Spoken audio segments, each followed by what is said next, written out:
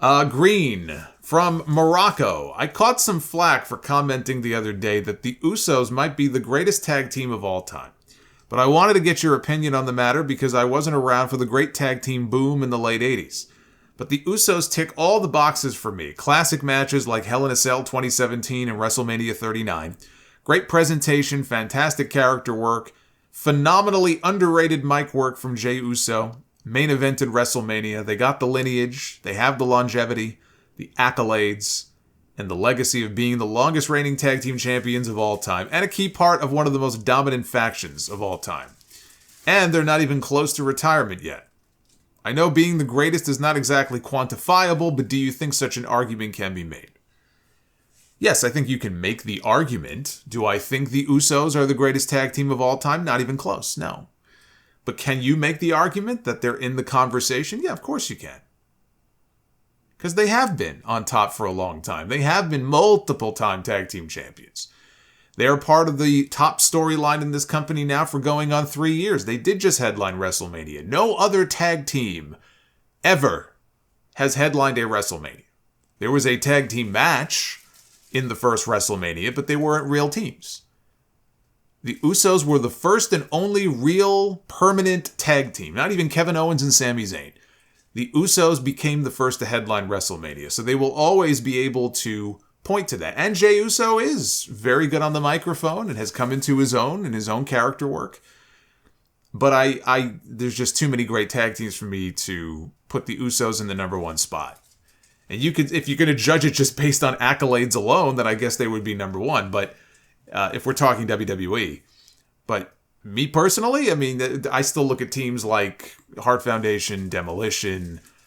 Some people would say the British Bulldogs. Other people would expand that out even beyond WWE and include the Road Warriors and the Steiner Brothers and that. Edge and Christian, the Hardys, the Dudley. I mean, there's been so many great tag teams.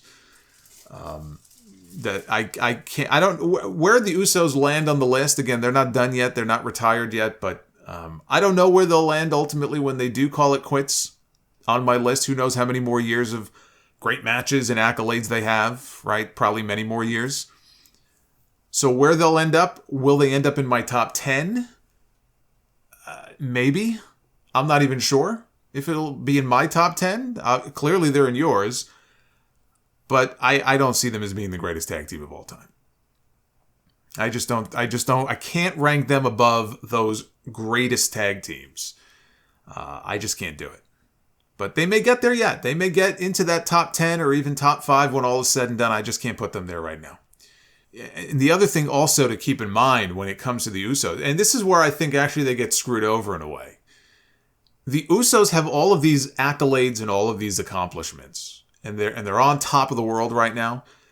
But the Usos, for the vast majority of their run in WWE, and when they were having those great matches with the New Day, their run came at a time when tag team wrestling was at a low point in this company. They came at a time, they're the victim of Vince McMahon not caring for so long about tag team wrestling and putting it on the back burner, that I think that also affects people's perception and my perception of the Usos. You could say they were the top tag team, but they were the top tag team at a time when tag team wrestling was at a low point compared to how it was in the late 90s or in the late 80s or the mid 80s and other various periods in company history where tag team wrestling was thriving. It was not thriving in the way that it used to when the Usos were on top.